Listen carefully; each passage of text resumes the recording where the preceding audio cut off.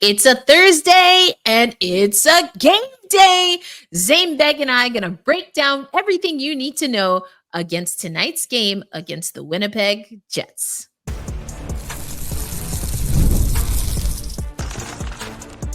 You are Locked On Kraken, your daily podcast on the Seattle Kraken, part of the Locked On Podcast Network, your team every day. Hey, what do you say, Seattle hockey fans? Welcome to another episode of Locked On Kraken, part of the Locked On Podcast Network. We're bringing you your favorite team, the Seattle Kraken, every single day. My name is Erica L. Ayala, and as I said in our open, I am joined by Zaiem Beg. Zaiem, how you living? Things are great. It's game day. The Kraken are home again today. I love going to home games. There's so much energy. There's so much excitement. People are excited about the Kraken this year. The Kraken seem excited about the Kraken this year. The vibes are good, and I am so ready. I love the good vibes. I'm feeling the energy on a game day. That's what we need. That's what the fan base needs to bring to CPA Climate Pledge Arena, especially knowing that this homestand is coming to an end. We talked about that a little bit, you and I, on the last episode of Locked On Kraken, where we broke down that loss against the Colorado Avalanche. But, we talked about how there are just elements and pieces. This seems to be a team that can rebound from anything that they feel isn't going their way, whether it's a win and they just didn't execute the way they wanted to, or whether it was a loss and now they're trying to figure out things. And so they're going to need that. They're going to need that same, because they're going up against some pretty solid competition tonight. The Winnipeg Jets are 6-0, and they're doing it by not only scoring a bunch of goals, but also by having the best goaltending in the league. That is a really, really hard combination to stop. Connor Hellebuyck has a .948 save percentage this year, which is ridiculous. He won the Vezina last year. He's just been the best goalie in the league for a number of years now, and he's just doing the Connor Hellebuyck things. And unlike in years past where the Jets were trying to strangle their opponents to death and try to squeeze out their wins, now they're just going off. They're winning, 6 goals, 7 goals. Nick Ehlers has been unlocked, which we've been waiting for years. Those of us who are stands of his play, and it's just for years people have been looking at the Jets and going, "Why is this team not better? You're so disappointing." And this year so far, it's, wow, this team is better and they're not disappointing. And this is who the Kraken are playing tonight.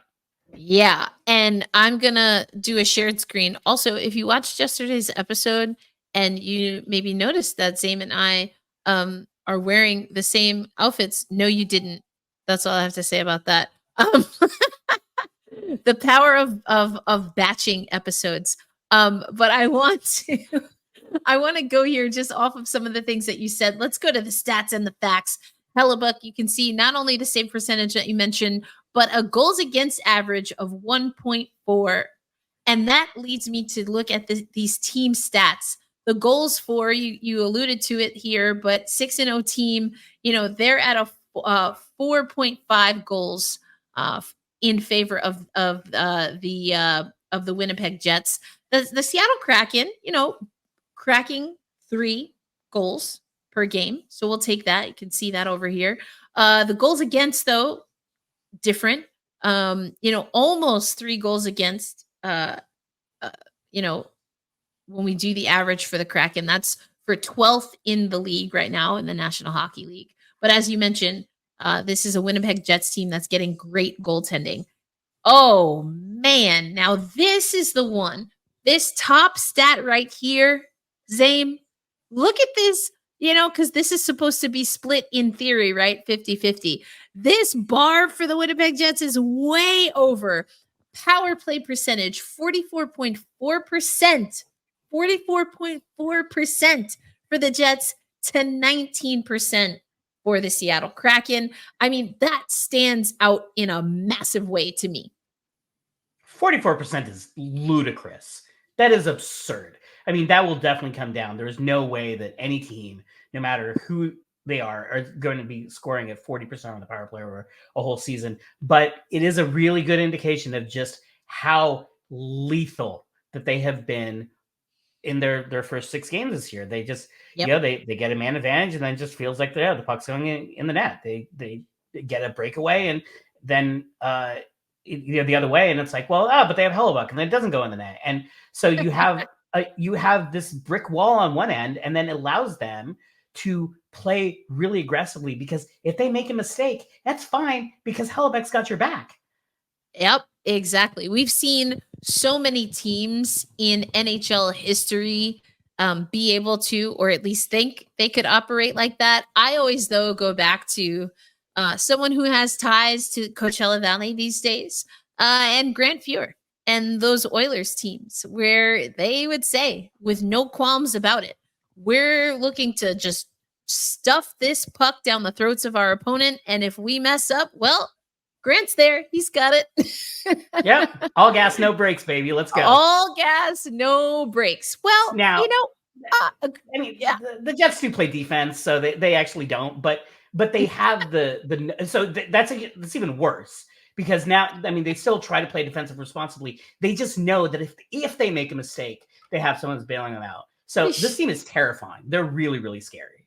Yeah, and we're like, to your point, is it going to stay at 44.4%? No, but we just happen to be getting them when it is actually 44.4%. And as you said, everything just kind of humming for this team right now. That being said, and we talked about it in our last conversation, Zaiem, I kind of like this. I kind of like this for this Kraken team, because if what I think is true about what Dan Bilesma's trying to do from like a psychological, and I want to be clear, I don't think he's trying to trick his players to playing a certain way.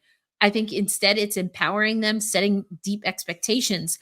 But I do think that Dan Bilesma himself, even if the team isn't going to embody this, he's like, 44.4%, huh?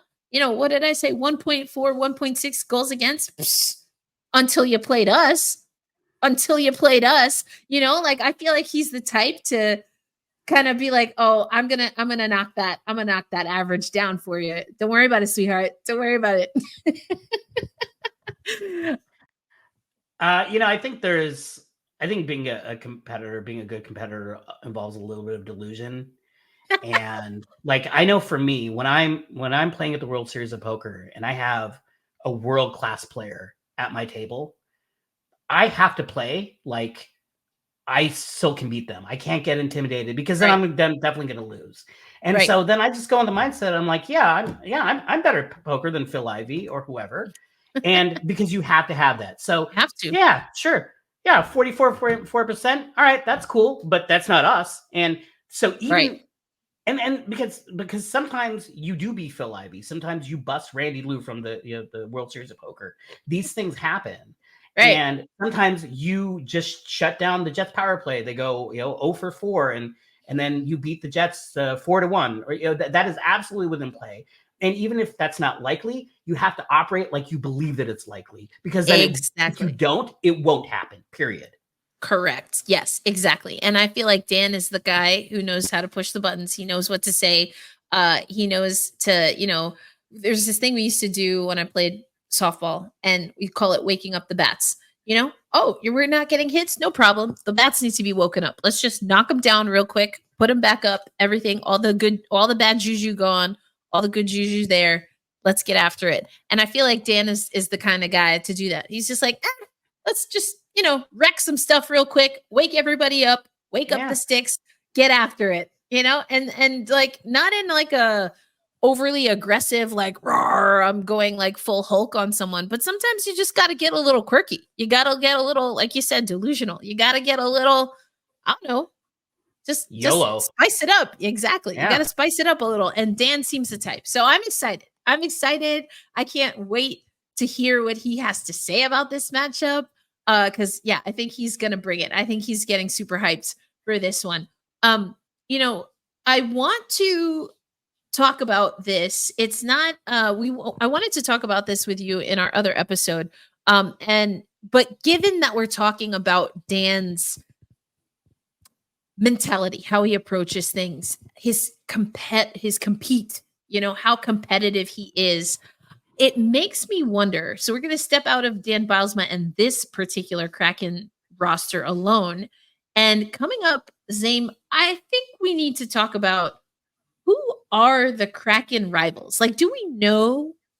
Because we've had some games where storylines from the past have popped up. And so I want to get your thoughts on who or which teams, if any, are the rivals of our very own Seattle Kraken. We'll talk about that and then get you more keys to the game for tonight's game against the Winnipeg Jets.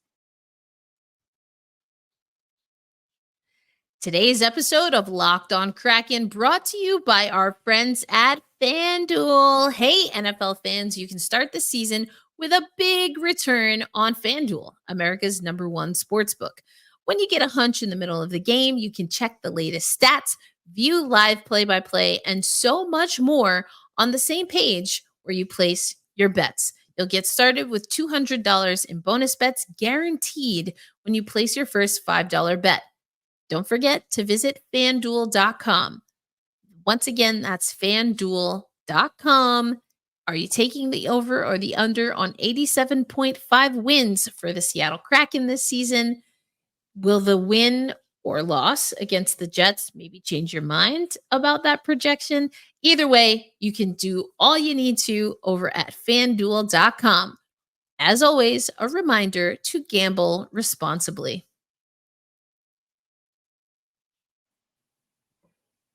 All right, Zaiem. What I meant to mention this when we were breaking down that game against Colorado, but since it's still you and I here, we can do it now.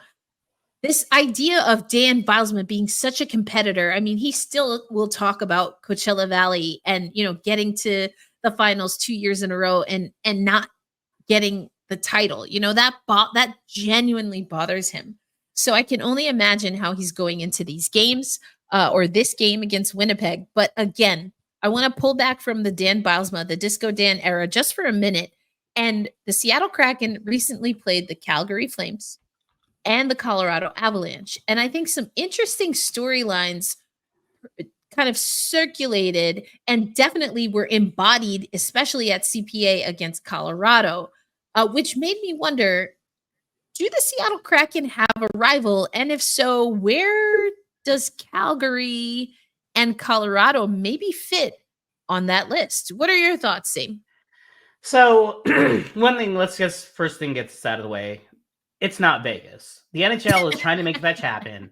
There is no rivalry between Seattle and Vegas. It's the home opener and the franchise opener and the Winter Classic and then the other franchise.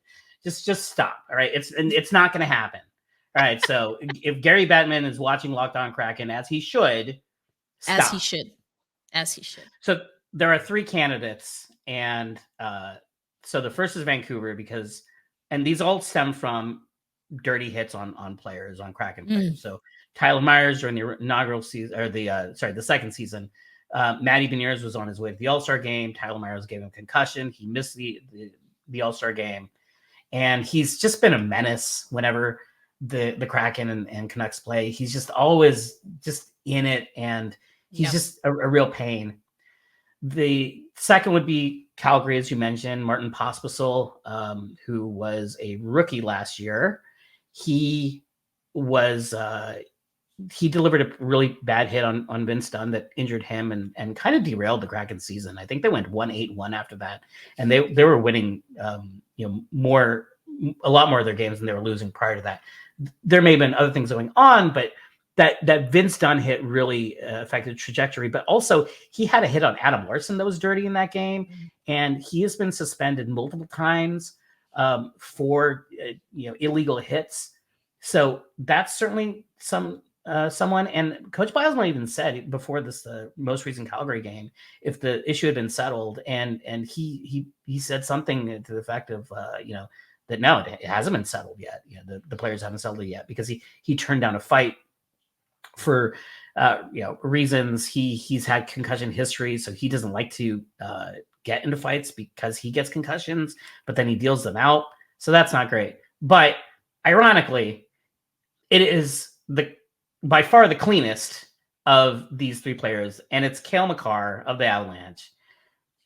In Game 4 of the playoff series in 2023, Cale Makar hit Jared McCann on a late hit, and McCann was out for the rest of the series. Mm-hmm. Makar was suspended one game, and then every time he touches the puck now at Climate Pledge Arena, he gets booed. And it's very funny. I love a petty moment. I truly do. And I was wondering going into the game that is this now? It's a new team, it's a new coach, it's kind of a new era. We have a lot of people who are new to the team that weren't following the team 2 years ago. Is this going to continue? And the second, like it was like within the first couple seconds, Makar touches the puck and the whole place just explodes in boos. And it's like, oh, we're being petty. And this is what happens. Like you and Avalanche fans, this has been what people have been talking about on Twitter. This was like the day after conversation. It wasn't the win, it wasn't loss. It was booing Cale Makar. And look, Rangers fans are still saying Potvin sucks today in the year of our Lord 2024 for a hit in 1979. So people have long memories. You know, Flyers fans have been booing Sidney Crosby for 20 years. And Avalanche fans, they've been booing Matt Duchene for like, it's been 7 years now. So yeah, they're like, oh, it's over. Why are you doing this? And it's like, first of all, buddy, that's not how hockey petty works. Second of all, what does Matt Duchene do every time he touches the puck at Ball Arena? So let's just get off the moral high ground here. I love you had the playoff series between the two. It is definitely Colorado. And then there's also some like residual tension from other sports because, you know, the Broncos lost to the Seahawks in Super Bowl 48 by like 43-8, I think was the final score there. And then the Russell Wilson was traded to the Seahawks and that or to the Broncos from the Seahawks. And that whole thing was just a fiasco. And so there's a lot of bitterness and tension between Denver and Seattle sports. And I think there's some Russell Wilson stuff that's going in there. And then there's the playoff series and the Cale Makar. And also because Cale Makar he's such generally a very clean player. He's got kind of a little baby face and, you know, he's just like a real sweetheart. And so it's super bizarre that he is the villain, but that makes the Avalanche fans more mad. They're like, why are you booing our little baby boy? He's so innocent. And it's like, yeah, I accept it. And so then I really think if the Avalanche fans weren't bothered so much by this, the booing would be a lot less. But as soon as people picked up, they're like, oh, this is really getting under their skin. Like, that's it, man. It's just all over. I think Cale Makar will be booed for the rest of his career in an Avalanche uniform anytime he comes to Seattle. If they're booing Potvin 45 years later in New York, they'll be booing Makar 5 years in Seattle. Hey, I am here for petty hockey petty. I freaking love it. These are the goods, folks. This is what's fun to talk about when it comes to sports. But coming up, let's talk about what we think are going to be our keys for this game against the Winnipeg Jets from the Seattle Kraken perspective. Today's episode of Locked On Kraken is brought to you by our friends over at Game Time. You know that I'm always on the road now, and I love checking out Game Time to see what kind of deals I can get on tickets to some of my favorite events. And Game Time has a new feature called Game Time Picks that makes getting tickets for your favorite live events even easier. Game Time Picks filters out the fluff to show you only incredible deals on great seats, so you don't have to waste time searching through thousands of tickets. I also really love the all-in pricing. Now, this is a feature that you can get on the app. You have to toggle for it, but this will allow you to see the total upfront cost for your event, no surprise fees at checkout. So we want you to take the guesswork out of buying tickets with Game Time. Download the Game Time app, create an account, and use promo code LOCKEDONNHL for $20 off your first purchase. Terms apply. Again, create an account and redeem code LOCKEDONNHL for $20 off. Download the Game Time app today. What time is it? It's game time. Today's episode of Locked On Kraken is brought to you by our friends at Prize Picks. You can earn up to 100 times your money on Prize Picks with as little as 4 correct picks. Now, this is what's amazing about Prize Picks. It is the best place to get real money sports action. Over 10 million members and billions of dollars in award winnings, Prize Picks has made daily fantasy sports accessible to all. You just pick more or less on at least 2 players for a shot to win, as I mentioned, up to 100 times your cash. Prize Picks invented the flex play, which means you can still cash out if your lineup isn't perfect. You can double your money even if one of your picks doesn't hit. And imagine one of your picks gets injured. That is where the insurance policy comes in. Your lineup stays in play even if one of your players gets injured. If your player leaves in the first half and doesn't return, Prize Pick keeps your lineup live. So there's so many reasons, and I could go on why you should use Prize Picks. Those were just a few. But here's what you have to do. Download the app today and use code LOCKEDONNHL to get $50 instantly after you play your first lineup. Again, download the app today and use promo code LOCKEDONNHL to get $50 instantly after you play your first $5 lineup. All right, Zaiem, it's time. Let's get folks ready for the game tonight. We already talked about how dangerous this Winnipeg Jets team is, at least early on in the season when we're getting them. We also, of course, talked about how the competition or the compete in Dan Bylsma is likely going to permeate through to this roster. Pride on the line, trying to play the right way. Curious to see what they can get done. So what are some of your keys to this game? What do you want to see the Seattle Kraken do if they want to be successful against the Jets tonight? Well, first of all, can't get behind early. I think, especially against this team, they go down 1 goal or 2 goals early. It's going to be really, really tough because their goaltending is so good. And they have an offense that is going to keep putting pressure. So you have to defend and then also try to come back.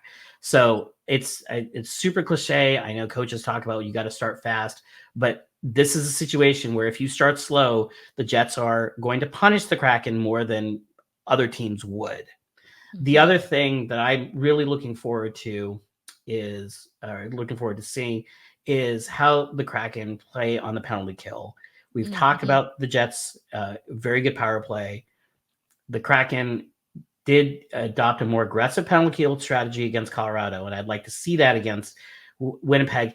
Even if they make a mistake and they're a little too aggressive and it ends up with a goal, I'm okay with that because I think the mindset of being aggressive on the PK is going to benefit them in the long run, even if in the short term the execution might not be there. We're setting up for the whole season, right? And then hopefully collect enough points to get into the playoffs, and then when you get to the playoffs, you've got all your stuff figured out and you know what to do. Yeah, and so I think that the penalty kill will be really, really key here, and I'm very interested in seeing that. And then, I just want to see how the defensive pairings look without Vince Dunn again. And they'll be probably the same pairings that they had the last 2 games.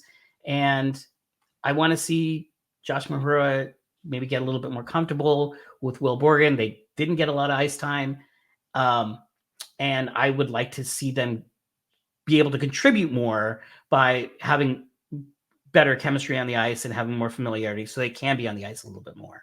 Yeah, I really like those. The penalty kill was definitely something that was on my radar as well. I also want to take this in a little bit of a different direction and focus on a player specifically, not someone that we've seen necessarily pop when it comes to the box scores, but someone that I talk about a lot on the show. And actually, I want to see more of, and that is one Andre Burakovsky. Now, we talked about the lines have switched here and there, and I think Berkey has bounced around a little bit.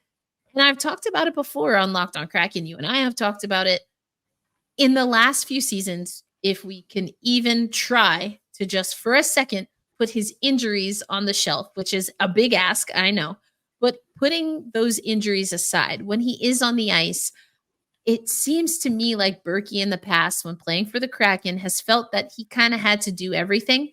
And I don't know that he ever really found a combination where we are getting his best hockey. We talked a little bit about that, you and I, on the other episode. And that's something that I want to see. So this is not, I'm kind of cheating here a little bit, but something, sometimes I call it my auntie vibe. I am not a literal aunt, but I am an aunt culturally. And my auntie vibe, Zaiem, is telling me that I should bring up Andre Burakovsky. So I want to talk about it. Now, I'm not promising that he's going to get on the score sheet in this game against the Winnipeg Jets. But because this is an undefeated team, because this is a team where you can look at their stats and be like, oh, they're successful here, here, here, and here. I just feel like there's something in Berkey that he's got a little bit of that Disco Dan in him as well, right? That delusional, I'm going to beat you so you don't beat me kind of vibe. And I hope we get to see some glimpses of it in this game against Winnipeg Jets. So I don't know if it's a prediction. Again, it's just the auntie vibes. That's what I'm feeling right now. I feel like Andre Burakovsky could make an impact on this game. I'd love to see it. He is healthy. He looks healthy for the first time in a while, and he looks happy because he's healthy. He talked about it even a little bit during training camp of how this last offseason he got to work on getting better versus the previous two off seasons. He had to work on getting healthy and rehabbing. Mm-hmm. And so the production isn't there yet. I think that he is still trying to figure out his teammates. You see some hesitation, or I'm not really sure where people are going, but that is the sort of stuff that will likely fix itself over the season. These aren't huge glaring issues. And then when that starts really clicking, it can be really, really dangerous. Kraken fans haven't really seen him. We haven't seen Burakovsky in his final form because he just hasn't been fully healthy since signing the deal here. But when he's healthy and he's on, he's really, really good. I mean, like really good. And I think Kraken fans, hopefully, if we see the version of Burakovsky that existed in 2022, they would be pleasantly surprised, like, whoa, where did this guy come from? Because there is a lot of, whoa, where did this guy come from hidden in him. Mm-hmm. I love that. I have long said we cannot afford to put all our eggs in the Berkey basket. But, for today, for Winnipeg, yeah, let's go ahead and lean and skew towards Andre Burakovsky. I don't know. All right, natural hat trick. Here we go. There we go. Let's do it. So you heard it here first on Locked on Kraken. Zaiem, always a pleasure to have you join me here. Before we close out today's episode, let's hear what you and the crew have going on for Davy Jones' locker room. Well, we're continuing coverage every game before and after. We are doing a lot more on social media now. NHL.com is providing the dots. So this is a new feature this year where after goals, you see the dots of the players for the GPS tracking, and you can see the player positioning and the puck. It's really, really illustrative in figuring out what happened on a goal. So we've been doing that on social media, and we have someone at practice every game now. Follow us on our Twitter X account, whatever it's called now, and then we'll be doing some more interviews with Glenn Dreyfus coming up. So on the site, DavyJonesLockerRoom.com, we'll have all the information, and we put a lot of content there, lots. Absolutely. Well, we love what you and the crew are doing and so honored to have you join. But you know how we end it. A reminder to be kind to yourself, to be kind to one another, and tonight, loud and proud, hold fast, stay true. Let's go Kraken. We'll catch you on the next episode. Peace out, everybody.